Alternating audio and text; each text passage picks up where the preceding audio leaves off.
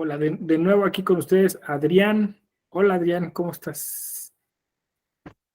Buenas tardes, doctor. Hola, Adrián, qué gusto. ¿Cómo va Oaxaca? ¿Todo bien? Estamos en Tamaulipas. Tú estás en Tamaulipas, es que hay otro Adrián de Oaxaca. Tamaulipas, muy bien, me encanta esto que estamos todos de diferentes lugares. Israel, hola. Lenin, Sergio Eduardo, Armando, Liliana, Abraham, ya lo había saludado, Mayra y y Hazael, que ya también lo veo aquí. Bueno, buenas tardes a todas y a todos. Vamos a iniciar con este interesante diplomado sobre justicia digital y hoy pues corresponde el tema hablar sobre la verdad es que está amplio el tema, pero igual está planteado para 4 horas, o sea, como dicen, el tiempo es relativo, ¿no? O sea, puede ser bastante, puede ser poco, ¿no? Depende cómo se mire el tema, ¿no? Porque el título completo es Control de o Principios Constitucionales y Convencionales acerca de la justicia digital. Bueno, por ahí hay un error de sintaxis porque el título dice algo así como Justicia y Tecnología Digital, ¿no? O sea, yo creo que era o Justicia y Tecnología o Justicia Digital y basta, ¿no? Como que tecnología digital ahí casi es un pleonasmo, una tautología. Pero bueno, básicamente es analizar estos principios y ver a la luz de ellos qué está impactando en la justicia digital. Pero por eso digo que el tiempo es relativo, porque hay muy poco, realmente hay muy poco sobre esto, ¿no? O sea, apenas está en ciernes la justicia digital, o sea, la justicia digital tiene, bueno, ahí quien dice, si nos referimos al Tribunal de Justicia Administrativa, que es quien más tiene, pues sí, ya tiene algunos años en ello, pero pues básicamente es una actividad un poco conocida en ese sector. Hace poco di clases ahí, me reuní ahí con la directora del centro de estudios y sacaron una publicación, ¿no? Pero donde se analizaba el tema, pero insisto, es como todavía apenas lo que se ha hecho, ¿no? No hay todavía como experiencias, todavía no se ha reunido información suficiente como para analizarla. Y por lo que hace a la Suprema Corte y al Tribunal Electoral, también la experiencia es muy poca, es muy corta, ¿no? O sea, realmente estos principios constitucionales se referirían a principios de índole o de otra índole relativos, por ejemplo, a la justicia abierta, ¿no? o cuestiones que tienen que ver con el acceso a la justicia, y por ahí como que hay que irlos descendiendo.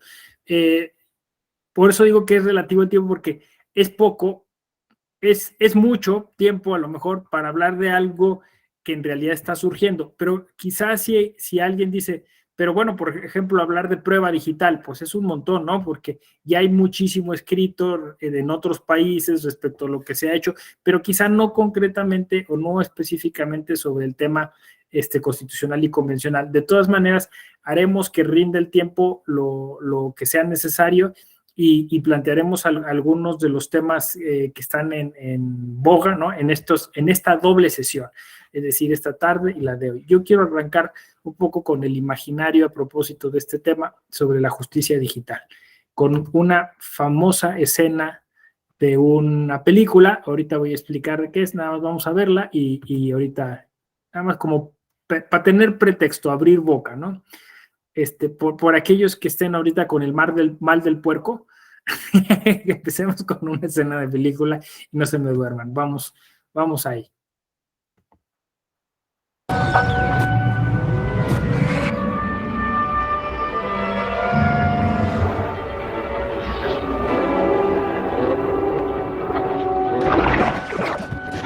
I show Abe Howard Marks in the district, sorting by race and age. Under license registration. See if I can capture that bullshit. I was thinking maybe I'd play hooky, stay home today. Working too much tomorrow. Can you grab that? It's unclear. I got 6 licenses. Where do you want them? Over here, please.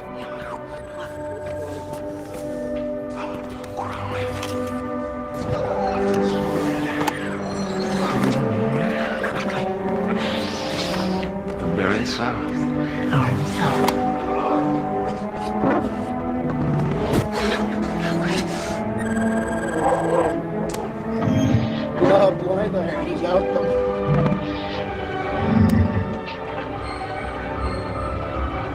Got him in the Foxhole, 4421 Gainsborough. Send a DCPD blue and white. Set up a perimeter and tell them we're en route. Investigator from the feds here. Yeah, I don't need some twink from the Fed poking around right now. Jot a word down on your calendar. I left you a message at your house. Check in with the papers ahead of forwarded. See if the neighbors knew where they went. Check all relations. Checking neighbors and relations. But John, Fletch, just get him some coffee. Tell him some stories how I save your ass every day and you can't live without me. I got coffee. Thank you. Danny Whitman, twink from the Fed. Whoops. Come. Sorry, Danny, I'm gonna have to give you the full tour some other time. The Marxes moved a couple of weeks ago. Nobody knows where. Still searching for family and employer. Time horizon 12 minutes. all right, what he's doing now we call scrubbing the image, looking for clues as to where the murder's gonna happen. Original running bond brick pattern, streamline early Georgian details. Brick has been repointed. Look at this kid. And this one he's on the left side of the man in the suit. Yes? So? This one he's on the right.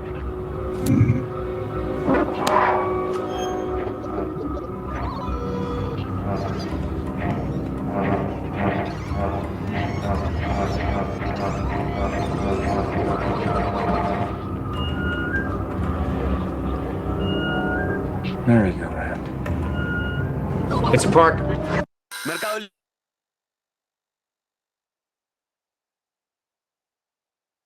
Bueno, ¿alguien conoce esta célebre película? Dice Lenin, sí. Sentencia previa en español le pusieron, ¿no? Minority Report.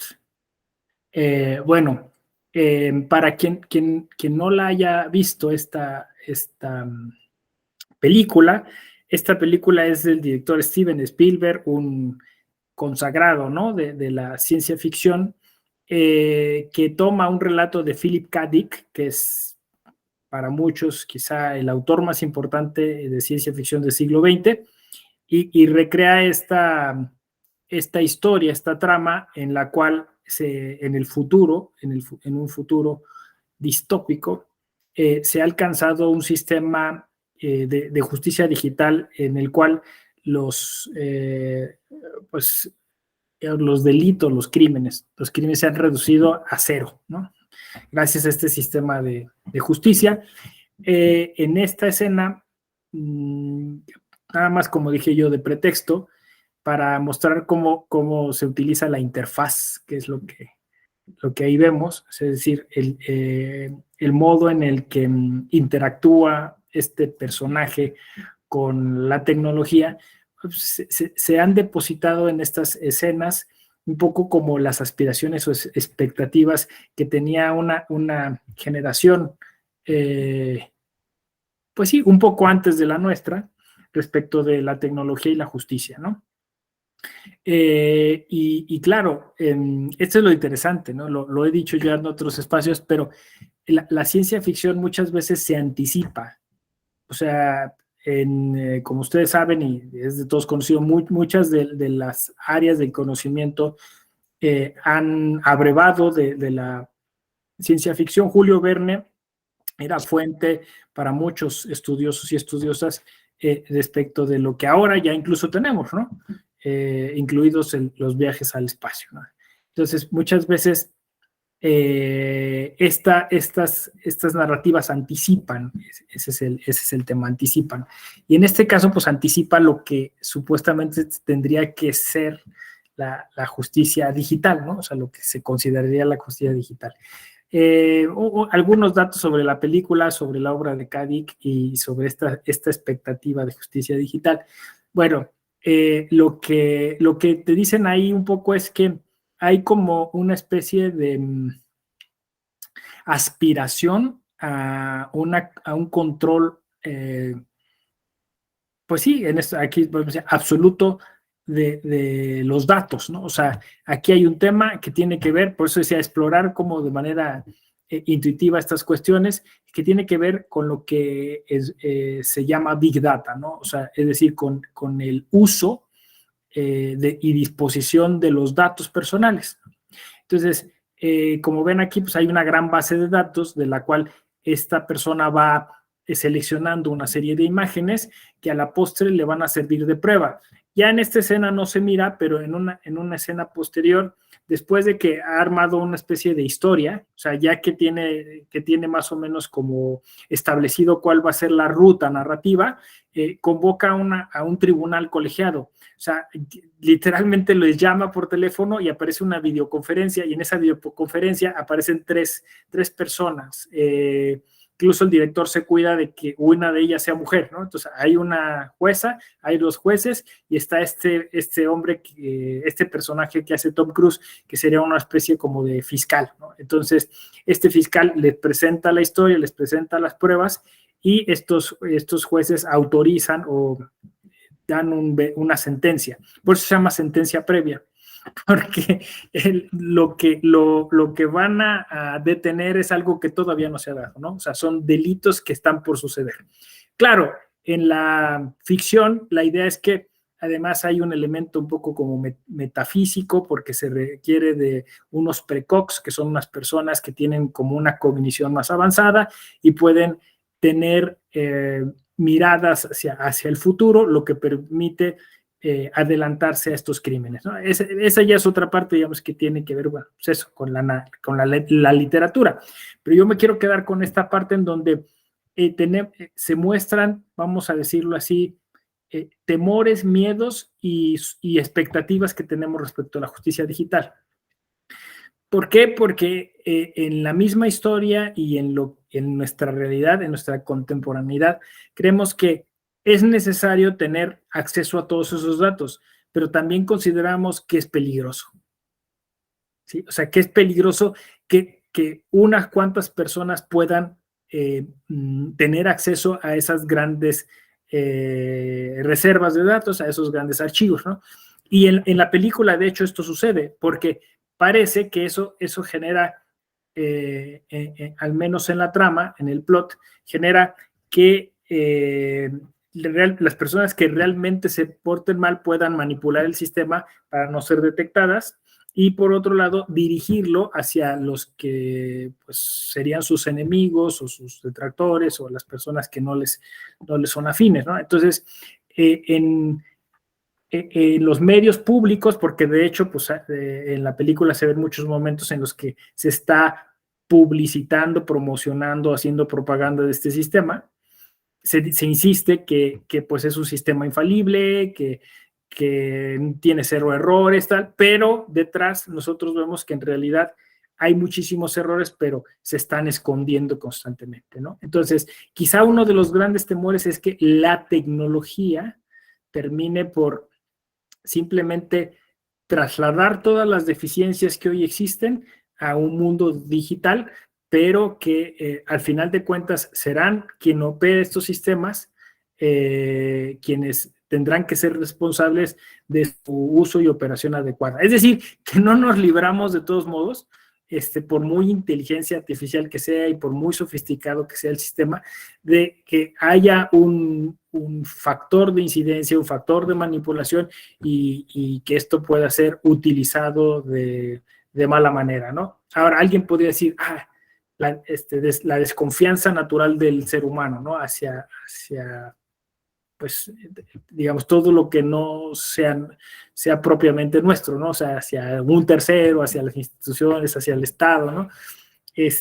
O incluso alguien puede decir, es la parte de la maldad del hombre que siempre termina, o del ser humano, que termina utilizando cualquier sistema para su beneficio, ¿no? Pero volvemos al tema, o sea, al final de cuentas sí se va a requerir de alguna forma de una infraestructura que no necesariamente sea jurídica para tratar de evitar pues ese tipo de manipulaciones. O dicho de otro modo, o sea, tú puedes tener todos los candados que quieras, ¿no? Las encriptaciones y eso que sean necesarias, pero al final de cuentas sí se tiene que tener como una mancuerna muy concreta respecto de el acceso a esas tecnologías, el uso de esas tecnologías y la rendición de cuentas respecto de esas tecnologías, ¿no? Entonces, por ahí, si se fijan, ustedes ya vamos mapeando el tema. O sea, a partir de esta ficción podemos ir mapeando qué es lo que dónde estamos parados, qué es lo que tenemos y qué es lo que está por venir y qué es lo que en lo que tendríamos que poner atención, ¿sí? Más o menos, a partir de esta trama. En primer lugar, bueno, pues está todo este asunto que nosotros hemos asignado a lo que llamamos acceso a la información. O sea, es esta parte de o sea, el diplomado que ustedes están estudiando es uno de los más multidisciplinarios que tiene la Escuela Judicial Electoral, porque requiere de ciertos saberes para poder articular lo que está detrás. Piensen ustedes que en principio tendríamos que tener unas nociones mínimas sobre programación, por ejemplo, ¿no? O sea, para que no nos tomen el pelo, ¿no? Simplemente, ¿no? Así, mira, aquí va, bueno, pero ¿qué pasa? O sea, ¿qué pasa si yo, por ejemplo, que ya sucede, ¿no? Subo un archivo, ¿a dónde se sube? ¿A dónde llega ese archivo? ¿Dónde se resguarda? ¿Cuál es o sea, hay toda una ruta. ¿Por qué? Porque en caso, por ejemplo, de que algún justiciable, alguna persona usuaria del sistema diga, yo subí el archivo y lo subí en tiempo, o sea, haya una forma de demostrar que no lo subió, que sí lo subió, o que hubo un error de alguien más al procesar esa base de datos, ¿no? Entonces, esto es, pues, tener estos conocimientos mínimos de programación, pues tiene que ver, no sé si a ustedes les tocó a mí sí me tocó en la preparatoria tener una clase de introducción a estos temas y todo se hacía a través de flujogramas. No sé si se acuerdan, pero bueno.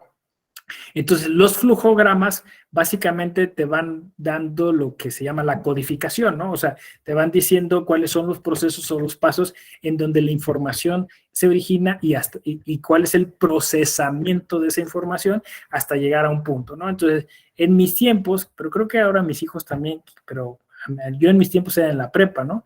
Mis hijos ya desde la primaria he visto que les dan nociones de programación, pues les enseñan a hacer un robot, ¿no? Entonces, con una serie de fórmulas que se van engarzando, que se van uniendo de una manera, si tú las pones dentro de un espacio digital, tú terminas teniendo el resultado que esas fórmulas van generando, ¿no? Alguien podría decir que de alguna forma hay un ser humano siempre detrás de todo esto, ¿no? Ese era el principio, ¿no? O sea, siempre en programación siempre hay un programador, o sea, siempre hay quien dice cómo deben ser las cosas, pero obviamente aquí avanzamos sobre temas que pueden ser más complicados y que están un poco como también en el imaginario colectivo respecto de todos estos tópicos, ¿no? Y que es el asunto de la inteligencia artificial. Algunos de estos programas tienen la capacidad de aprender sobre la marcha, ¿no? Entonces, estos programas de alguna manera se autocorrigen. Entonces, esto es lo que llamamos los algoritmos. El algoritmo lo que hace es ensayar muchas veces o millonésimas de veces o sea, las mismas rutas, por decirlo de una forma, ¿no? O sea, no sé si me explico. O sea, van ensayando rutas, van mapeando muchas rutas, pero lo van haciendo al mismo tiempo, ¿no? Entonces, como lo van haciendo tan rápidamente, en algún momento van cancelando las rutas que no son correctas y se van quedando con las que sí son correctas, ¿sí? Entonces, este ensayo que nosotros nos tardaría mucho tiempo, a un algoritmo lo puede hacer en segundos. No sé si ustedes vieron la película Her con ella, ¿no? Lenin, sí. Veo que Lenin es un cinéfilo. Todo lo que dice, sí. Y bueno, en esta, con Joaquin Phoenix, ¿no? Phoenix se enamora de una inteligencia artificial, ¿no? Que él cree que es única, ¿no? O sea, él cree que y la inteligencia empieza a recabar datos de él, lo que llamamos perfilamiento, ¿no? O sea, empieza a generar un perfil tan acabado de él que él termina pensando, pues eso, que esa tecnología lo conoce mejor que él a sí mismo. Y entonces termina un poco como eso, enamorándose de esta tecnología. Pero pues la historia, digamos, detona cuando él se da cuenta que esta tecnología está le está siendo infiel con millones de usuarios más, ¿no? Porque justo el algoritmo aprendió y le dijo que en el momento en que se conectó a Internet, pues tuvo acceso a muchas más bases de datos y esas bases de datos le hizo cotejar la información que tenía de esta sola persona. Entonces, nuestra experiencia es limitada, vamos a decir, y la de la inteligencia artificial no. La de la inteligencia artificial se expande necesariamente, ¿no? O sea, es decir, por eso digo yo que la inteligencia artificial llega a conocernos mejor que a nosotros, ¿no? Que a nosotros mismos, porque puede hipotizar sobre lo que nosotros haríamos, porque ha ensayado con nuestras decisiones. Entonces ensaya y va conectando con cientos de decisiones más o miles o millones de personas que en nuestra misma situación hacen cosas parecidas. No sé si me explico. Entonces, todo eso que es exponencial, eso le ayuda al algoritmo a perfilarnos, pero también a segmentarnos, o sea, a ponernos dentro de grupos específicos de consumidores. Esto es lo que llamamos mercados futuros. Entonces, básicamente estamos hablando, y volvemos al tema de Philip K. Dick, de predicción. La tecnología predice. Claro, esto suena a ciencia ficción, pero no, es una realidad. La tecnología predice. O sea, y cada vez con mucha mayor exactitud. O sea, puede pensar qué vas a hacer en este minuto o en este momento, ¿no? ¿Por qué? Pues porque tiene tus datos biométricos, porque tiene tus datos de tus horarios, porque tiene acceso a tu agenda, porque tiene, o sea, un sinfín de cuestiones que en este procesamiento termina formulando predicciones que pueden ser sumamente acertadas, ¿no? Entonces, ¿por qué estoy diciendo todo esto? Porque dentro del imaginario colectivo este es uno de nuestros más grandes temores, ¿no? Al final de cuentas,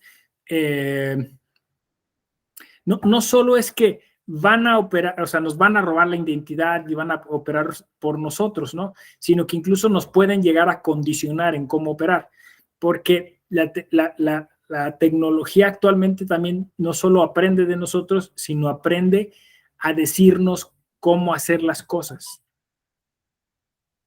A ver si es que esto es muy, esto es condicionamiento. O sea, las neurociencias lo que han avanzado es que esta adicción a lo digital lo que hace es que entonces te va condicionando en tu corteza cerebral el modo en el que mueves el dedo para dar like, el modo en el que compartes, en el modo en el que miras, todo eso se mide. Si tú te quedas en un anuncio 3, 4, 5 segundos, 10 segundos, todo eso se mide. Se va a una gran base de datos, pum, pum, pum, se procesa y se regresa. Entonces dice, mándale este banner, mándale este letrero, haz eso, tal. Y entonces al final terminamos haciendo lo que la tecnología quiere. Pero vuelvo a mi punto de partida, ¿no? Vuelvo a lo que inicialmente dije. Detrás de esto siempre hay un programador. O sea, detrás hay alguien que quiere tus datos. Hay alguien que va a utilizar tus datos para venderlos, ¿no? Esto los tecnólogos lo representan bajo un lema muy interesante, ¿no? Es, si es gratis, entonces la mercancía eres tú. Entonces dice, guay, grandioso, ¿no? Twitter, Facebook, TikTok, no me cobran nada. Es más, a veces hasta me pagan. No, es que tú no te das cuenta, o sea, que tú eres lo que están vendiendo. O sea, lo que están vendiendo son los datos que estás generando. Entonces, y esos son carísimos porque, pues eso, insisto, supone consumo. Supone consumo y en el ámbito de lo político electoral supone electores, ¿no? Supone ciudadanas y ciudadanos que van a aprobar programas, supone consensos, ¿no? Se supone muchas cosas, ¿no? Es decir, pues mire, tengo millones de personas que están aceptando esta política, ¿no? Por determinada plataforma o determinada vía, ¿no? Bueno, ese es el temor que esta generación tiene respecto de, pues, de todos estos temas, ¿no? Tecnológicos, ¿no? O sea, el Skynet, ¿no? Que alguna vez la tecnología asuma el control de todo, ¿no? Eso es como el temor más grande y entonces se vuelque contra nosotros, ¿no? Porque entiende, digo, es Odisea 2001 de Kubrick, ¿no? Es incluso Wall-E de Disney, ¿no? O sea, la tecnología de alguna forma entiende que el problema somos nosotros. Y entonces nos empieza a tratar de un modo, ¿no? Tratando incluso de salvar al mundo, ¿no? Porque nosotros somos el problema, ¿no? No solo eso, la tecnología también aprende de nuestros sesgos cognitivos, ¿no? O sea, la tecnología se vuelve racista, la tecnología se vuelve clasista, porque somos nosotros la que la programamos. Y entonces, al sumar toda la gran cantidad de datos, pues, digamos, y viendo que la gran cantidad digo, esto es curioso, pero, o no curioso, pues hasta malo, ¿no? Porque, digamos, esa gran cantidad de datos casi siempre son negativos. O sea, si se nos evalúa como género, qué curioso, ¿verdad? Pero actuamos más malo, o sea, más abusivamente que solidariamente. Entonces la tecnología aprende eso y dice, bueno, pues eso es lo correcto, porque así los seres humanos se comportan, ¿no? Engañan, mienten, tergiversan, esconden, ¿no? Bueno, ¿puede todo esto tener algún impacto en la justicia digital? No sé, esa sería la pregunta del millón, siendo las 5:32 de la tarde. ¿Ustedes qué opinan? O sea, es que miren, yo siento que hay dos cosas. Una, que pensamos la brecha digital. O sea, estamos muy lejos de eso. Esto es ciencia ficción. Y siento que a veces somos un poco ingenuos respecto de eso, ¿no? Pero al final del día hay una plataforma detrás de todo este ejercicio de justicia digital. Hay un proveedor, hay unas bases de datos, hay un lugar a donde va la información.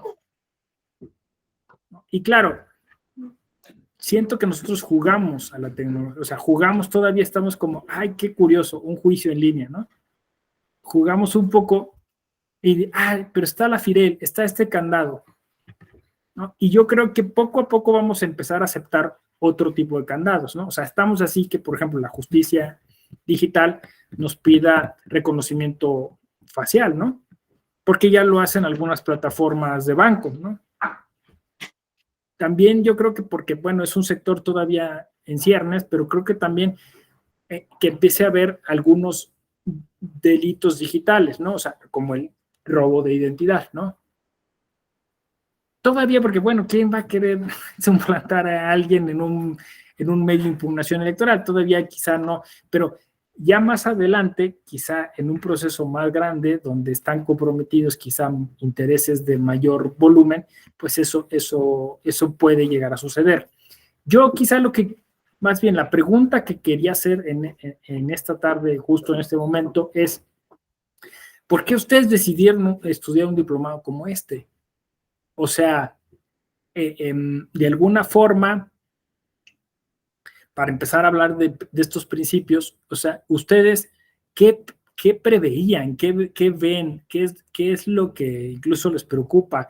O sea, yo entiendo que aquí más o menos estamos personas que este tema nos interesa y que avisoramos algo, que intuimos que hay algo que hay que hacer, ¿no? O sea, es decir, que quizás hasta nos estamos adelantando, porque hay mucha gente que diría que pues, dejémoslo correr y venimos en 10 años y ya lo evaluamos, ¿no? Pero, ¿en qué sentido podemos anticiparnos, ¿no? Y cómo empezar entonces a conectar todos estos principios que constitucionalmente ya existen, aunque no existen necesariamente ligados a la justicia digital. Pero ya yo mencioné uso de datos personales, ¿no? acceso a la información, justicia abierta, que tiene que ver con todo lo que la jurisprudencia de la Corte Interamericana ha dicho a propósito de justicia, de acceso a la justicia pleno, ¿no? O sea, ¿qué me pueden decir? O sea, ¿cuáles son las razones de que estén ustedes en este diplomado? A ver, cuéntenme, ¿qué es lo que ven de todo esto que he mencionado en este inicio? Alguien que nos regale un comentario. Lenin, adelante. Bueno, ¿me escuchan? Ahí.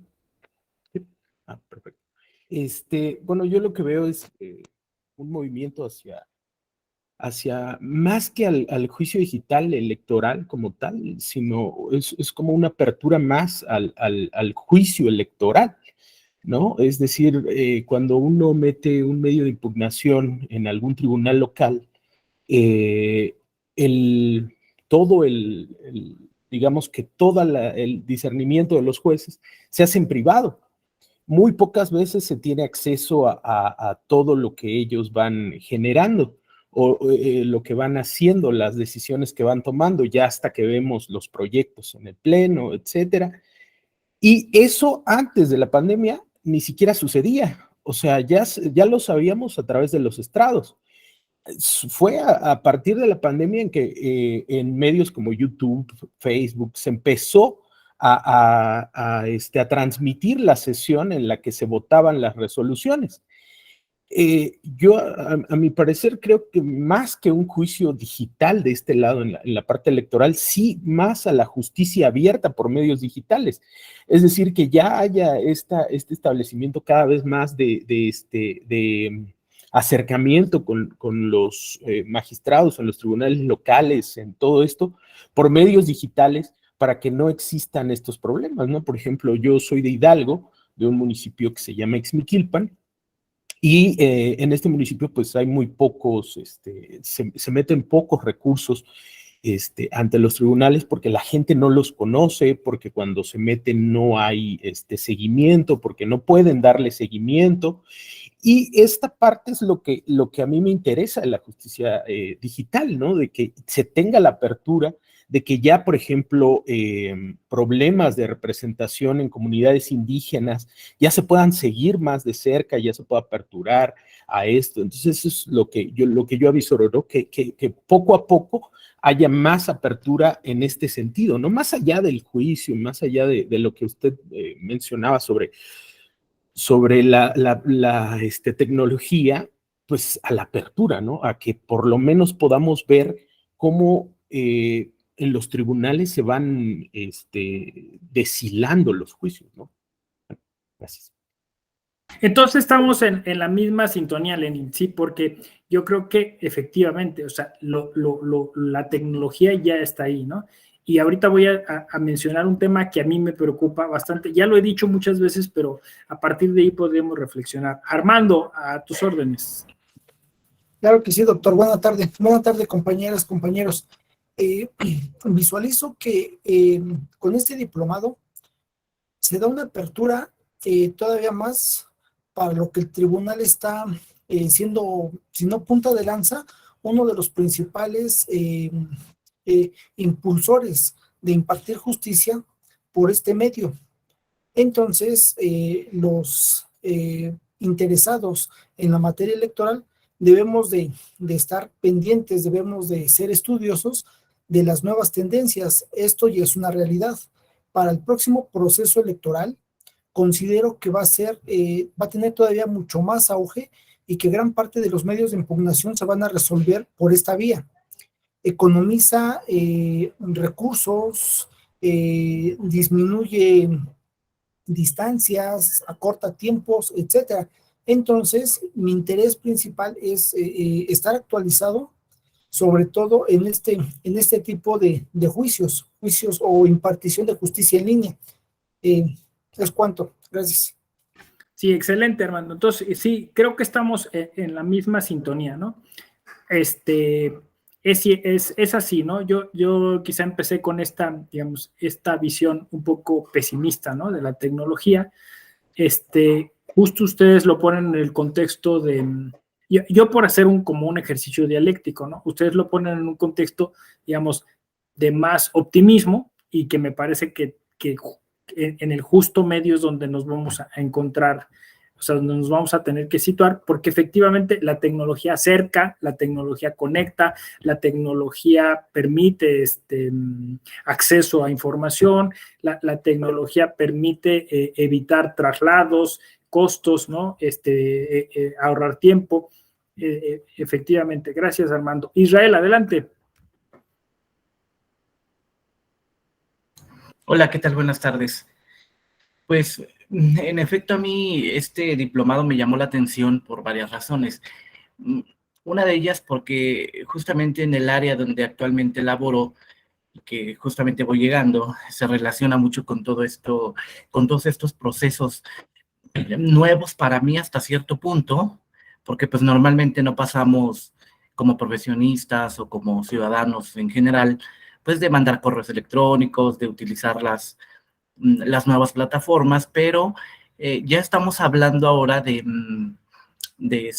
juicios en línea, ¿no? Ya estamos hablando de que toda esta tecnología, pues lo que busca es facilitarnos justamente la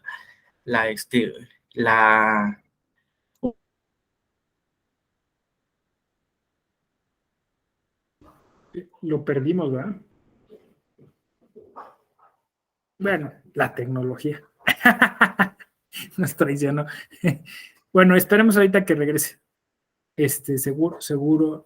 Pasa seguido, ¿no? Sabe que a veces justo se cae la señal o algún corte, ¿no? De energía, y eso, pues eso genera estas imposibilidades luego de la comunicación a través de la videollamada.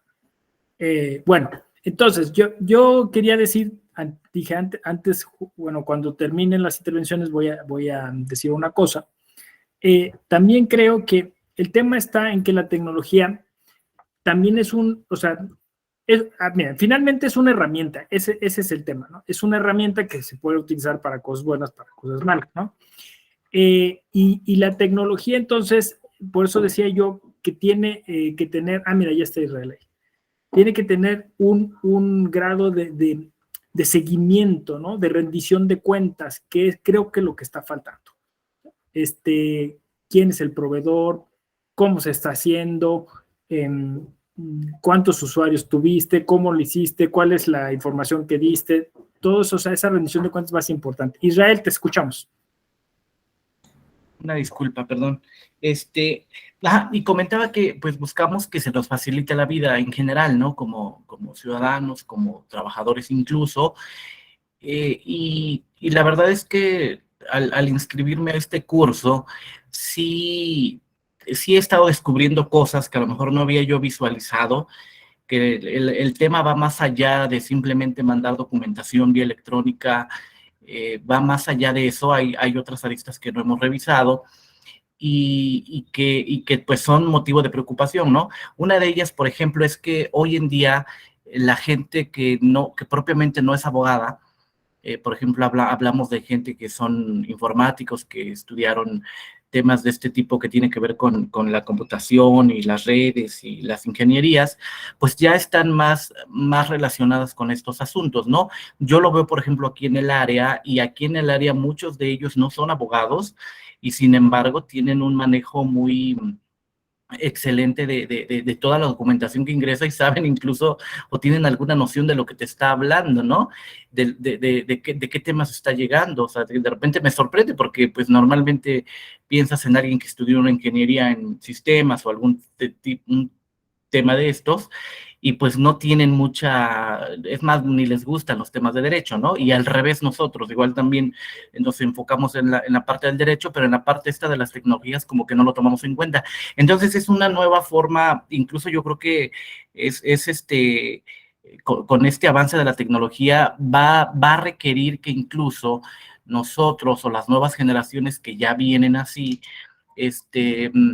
pues también tengan esa formación académica, no solamente limitada a la parte del derecho, sino ver otros aspectos, ¿no? Conforme vaya evolucionando, evidentemente, la sociedad y la misma tecnología, pues vamos a tener que ver de esta forma. A mí, por ejemplo, se me hace increíble cómo por el 2007 más o menos, me tocó fundar una escuela pública entre la UNAM y la universidad a distancia, y era como algo muy novedoso el hecho de que existiera en el Estado de México una escuela de educación a distancia.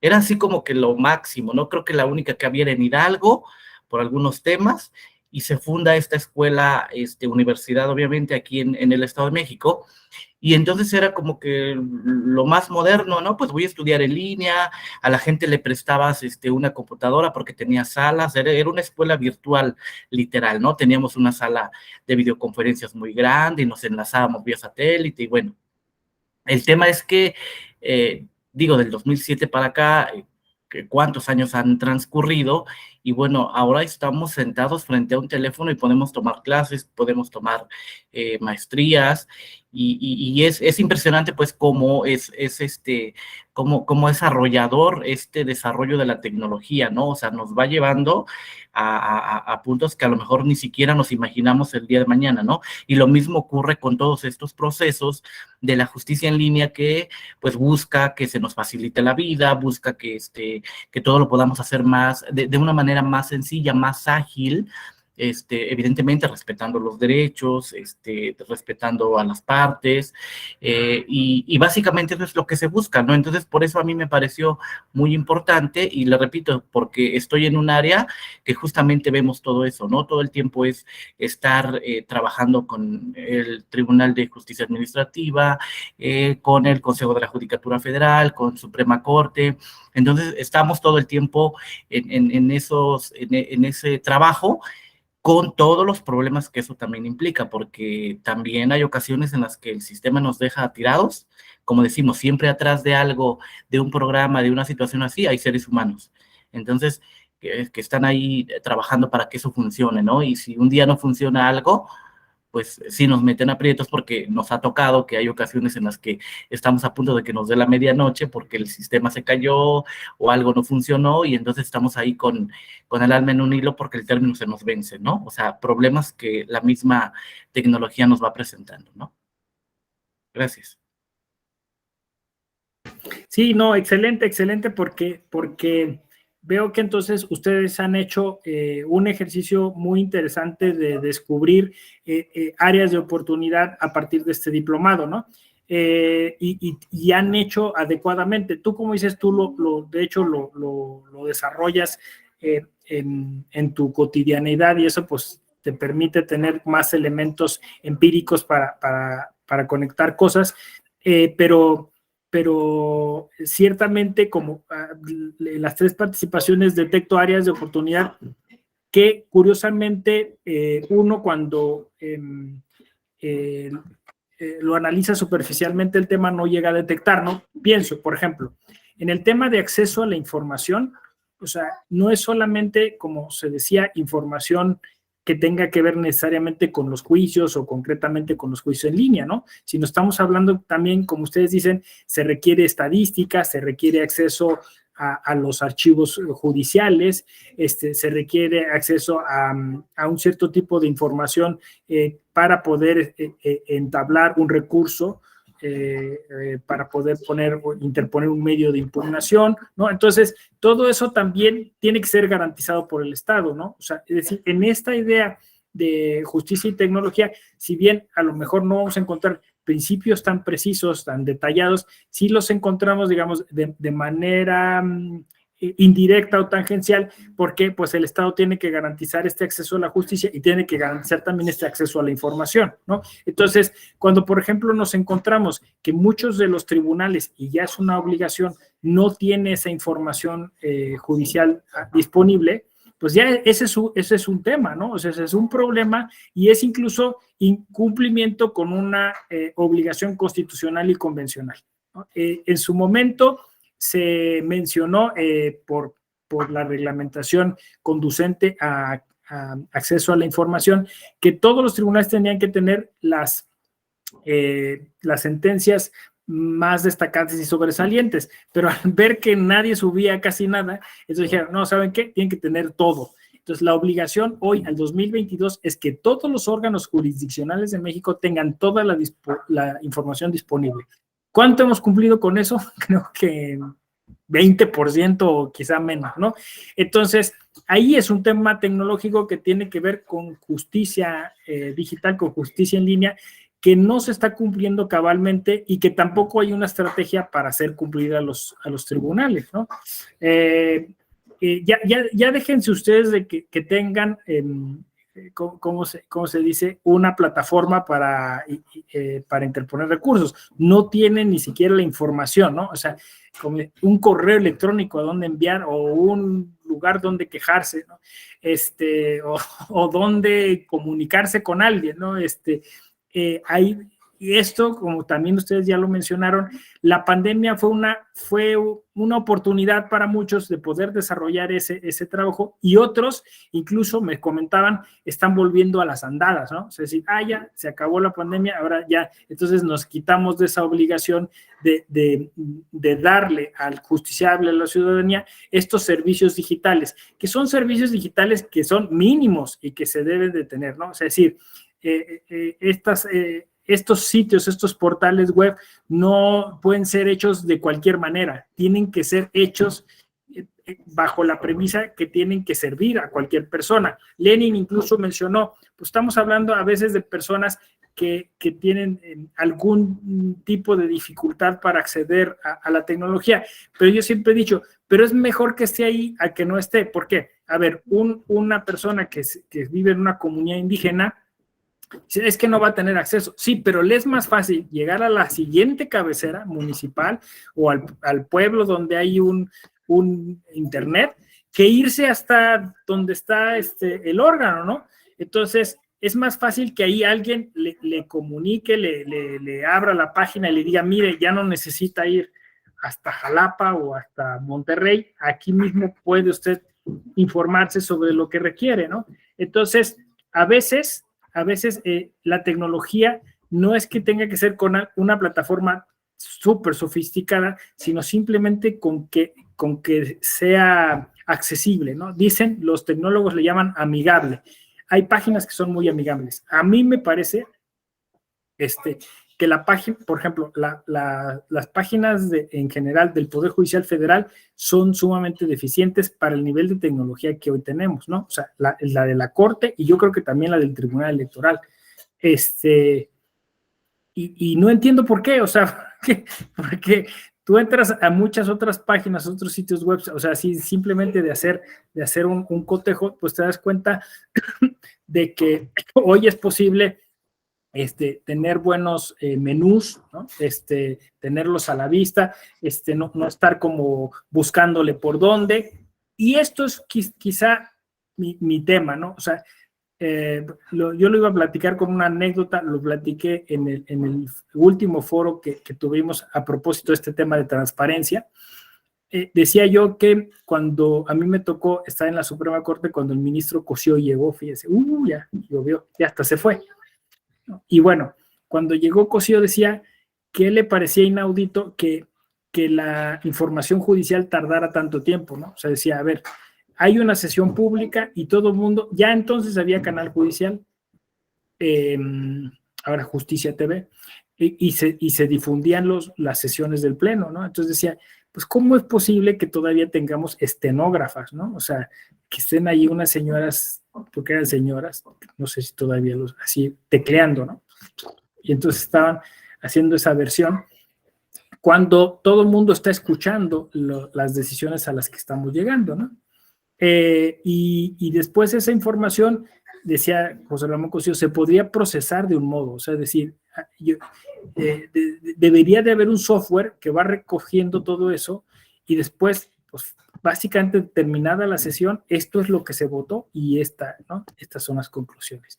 Según la ley de amparo, decía en ese momento Cosío, eso ya es jurisprudencia.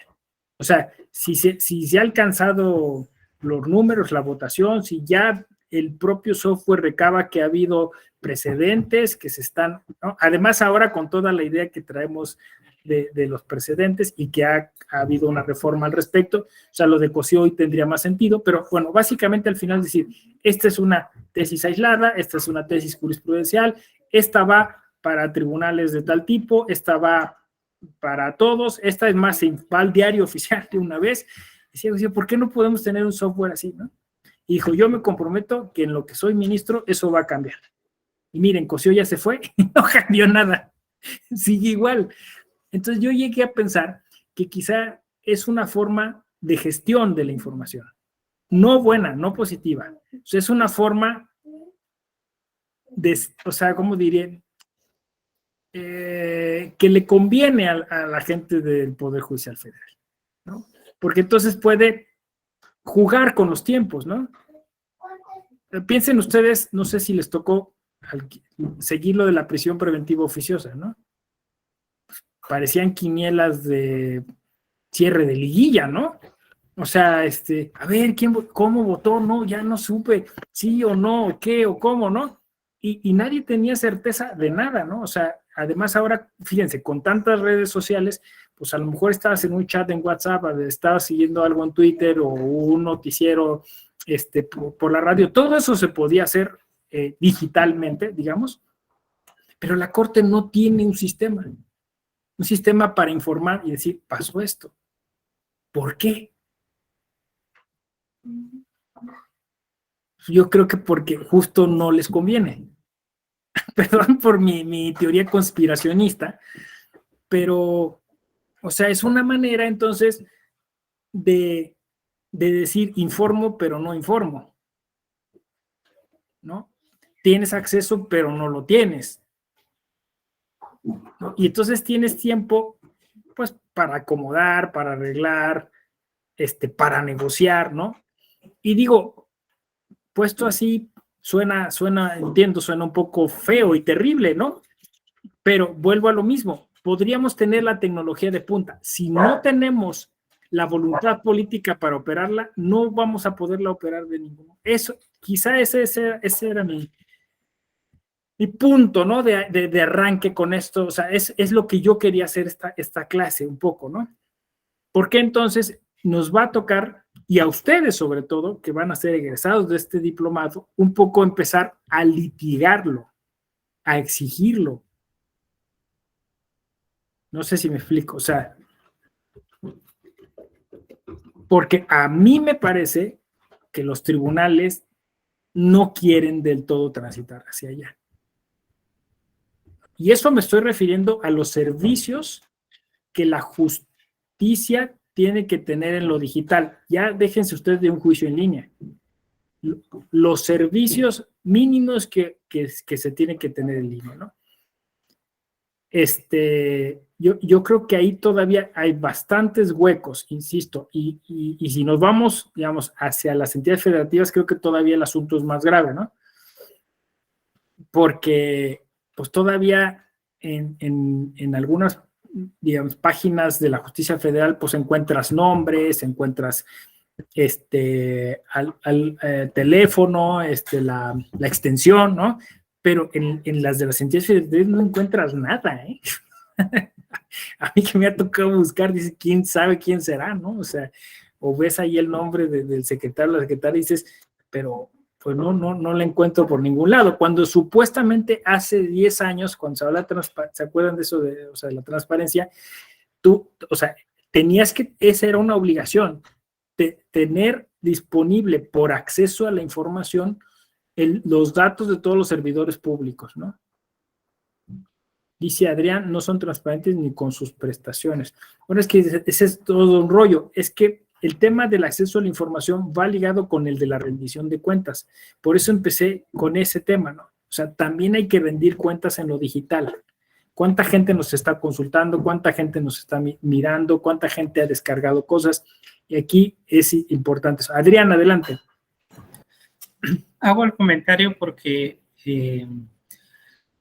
haciendo consultas en los portales con las obligaciones mínimas que tienen, que tiene que publicar, ya no digamos una transparencia proactiva.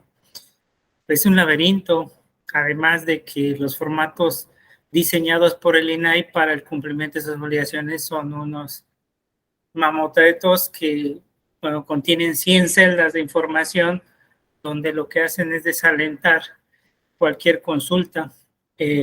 Digo, no porque sea de casa, pero, por ejemplo, el directorio del funcionariado del Instituto Nacional Electoral es un ejemplo de esa transparencia proactiva, porque no solo es ve a consultar el Excel, donde puedes buscar toda la línea de un funcionario, sino que te muestra toda la información y del sumo interés. Yo creo que de ahí viene esta parte de la burocracia durada. Simplemente teclean el nombre de un funcionario electoral y les va a aparecer su percepción bruta, su percepción neta, sus prestaciones, el currículum vitae, su preparación académica, etcétera, etcétera.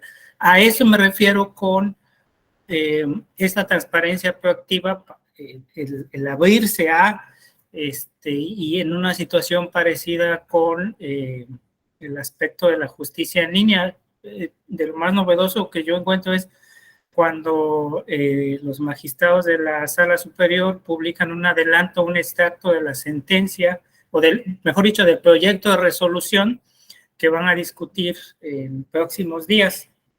Esa parte me parece una de las cosas novedosas que se empieza a discutir en el espectro público, cómo va el sentido de un proyecto de resolución. Me parece que algo lo empujó en un inicio y pues se ha vuelto costumbre. No sé si esté regulado, si esté reglamentado que tengan que adelantar sus proyectos de resolución. Me parece que no, pero creo que es una medida muy adecuada. Gracias. Sí, no, gracias a ti, Adrián. Fíjate que por eso hay tantas tareas pendientes. Una de ellas es esa, ¿no? Porque se ha asignado como tarea la posible publicidad o publicación de proyectos a la ética, ¿no? O sea, es decir, puesto que no sabemos cuál es la razón por la cual se socializa un proyecto, o sea, es decir, pues, para medirle el agua a los tamales, ¿no? O sea, para ver, para sondear cuál es la reacción y entonces, en su caso, cambiar el proyecto o negociarlo, devolverlo, lo que sea, ¿no? Entonces,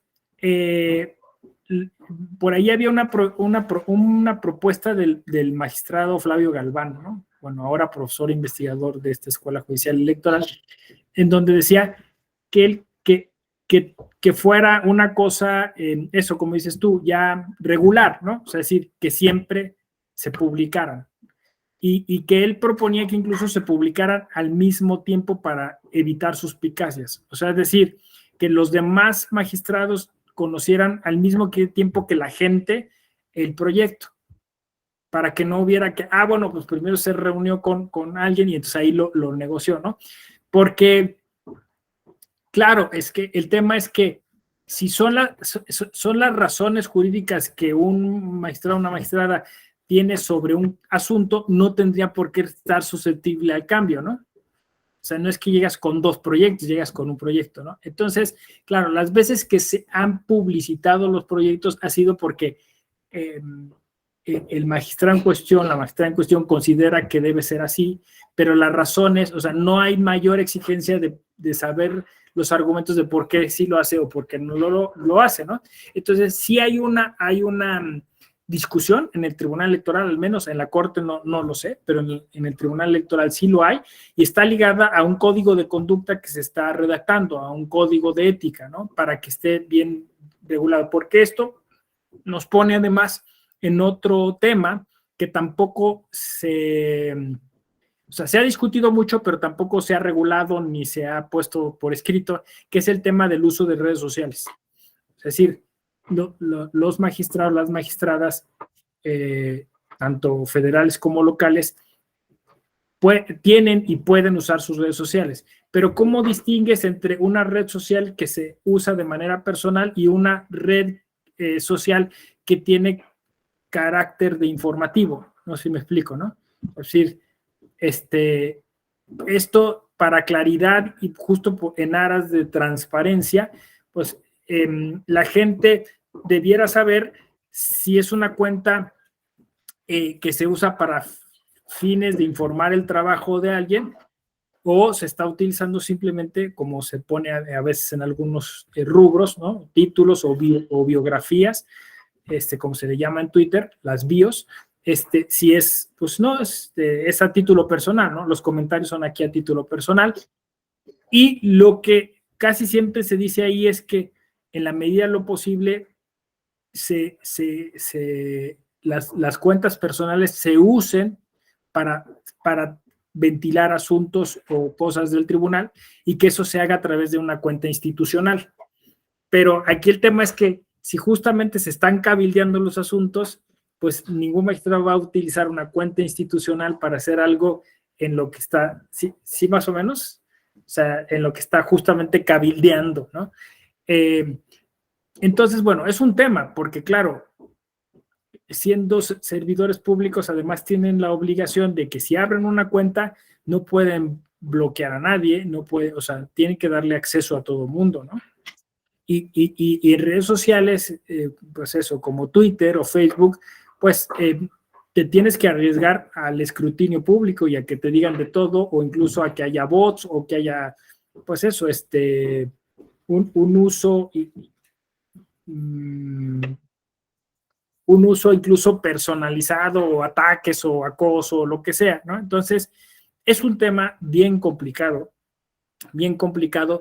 porque también, por ejemplo, me estaban comentando que como no hay una certeza sobre cómo se hacen estas cosas, muchas veces actos que se consideran oficiales, cuando se empiezan a rastrear, o sea, por ejemplo, o sea, se implementó una política pública, o por ejemplo, cuando estamos en el modelo de comunicación política, hay un acto administrativo que puede pasar como acto de campaña o como propaganda oficial negativa o sancionable, y entonces resulta que está a través de una red social.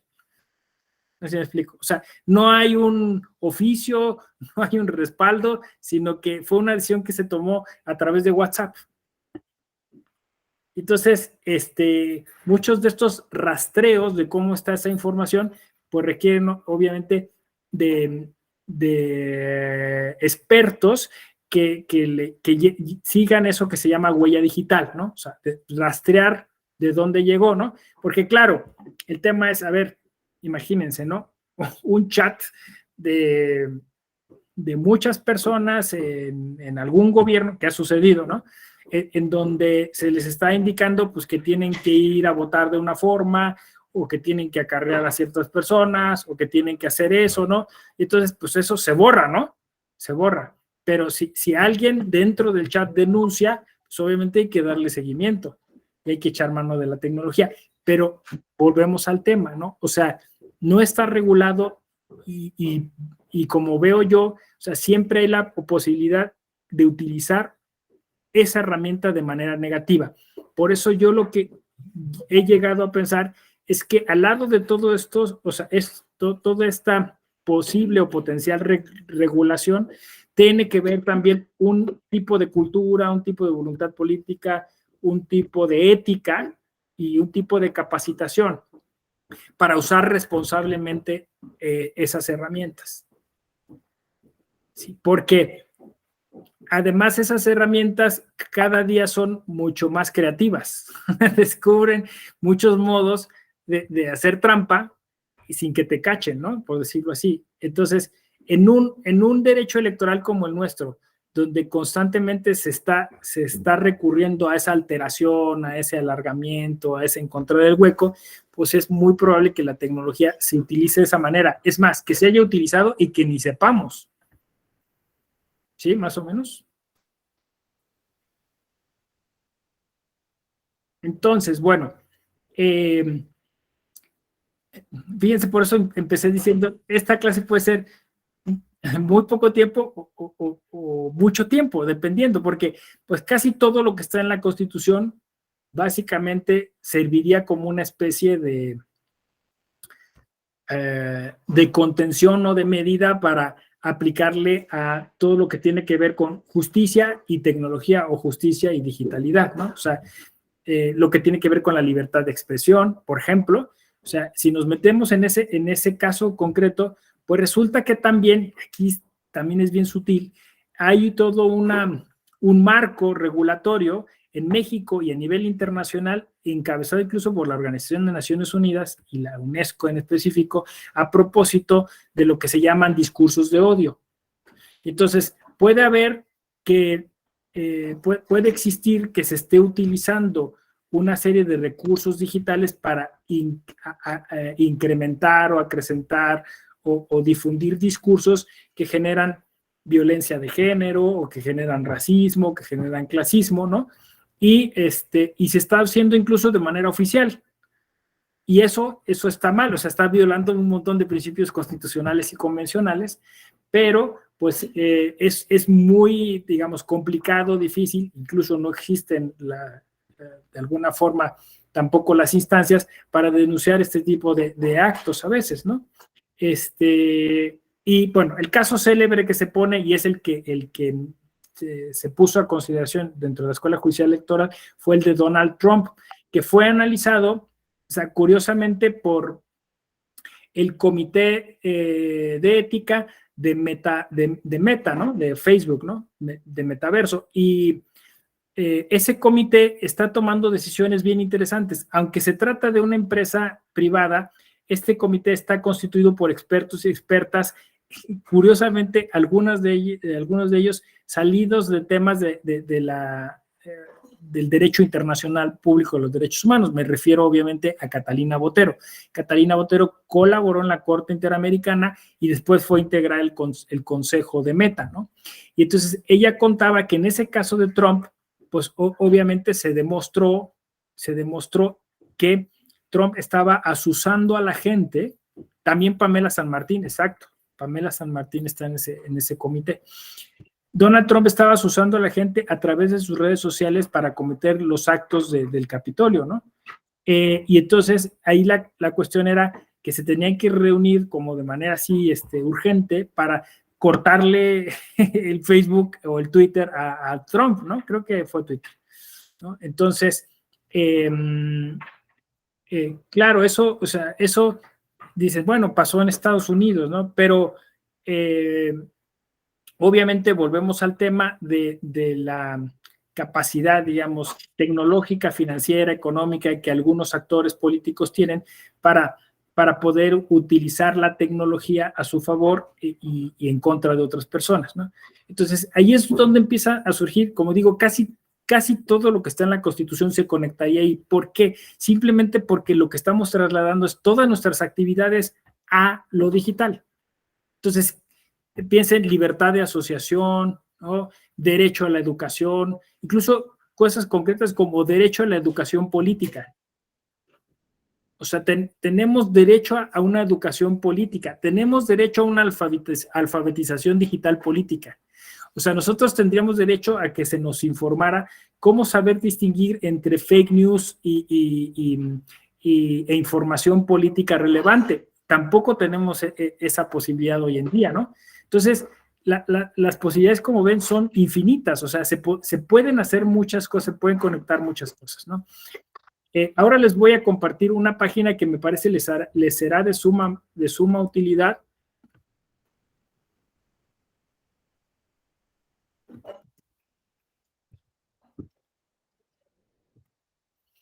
Y que también voy a compartir aquí por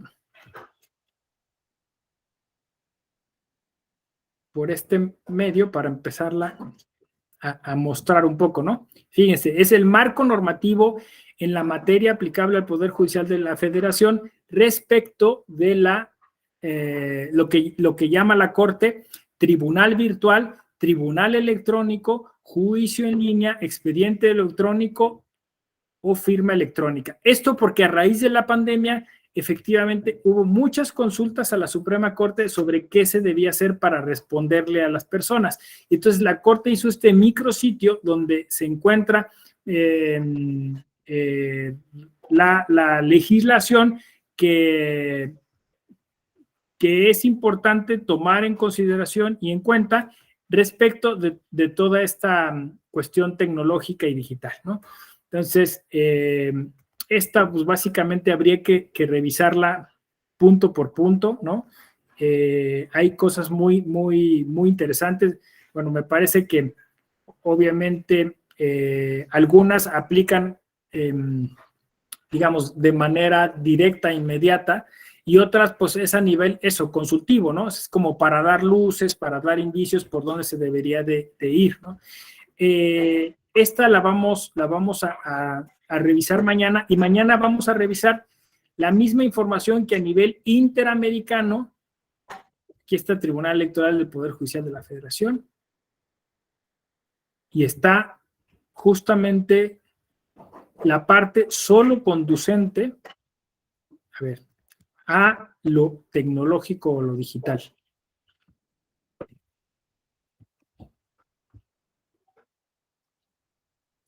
Miren, esto se reformó el 19 de agosto de 2022, ¿no? Bueno, es de la Defensoría, que ya vamos a tener una Defensoría alargada. Dice, expediente electrónico, conjunto de información contenida en archivos electrónicos o documentos digitales que conforman el procedimiento de un medio de impugnación en materia electoral o un procedimiento administrativo independiente de que sea texto, imagen, audio o video. La firma electrónica, que también tenemos tanto en la Corte como aquí.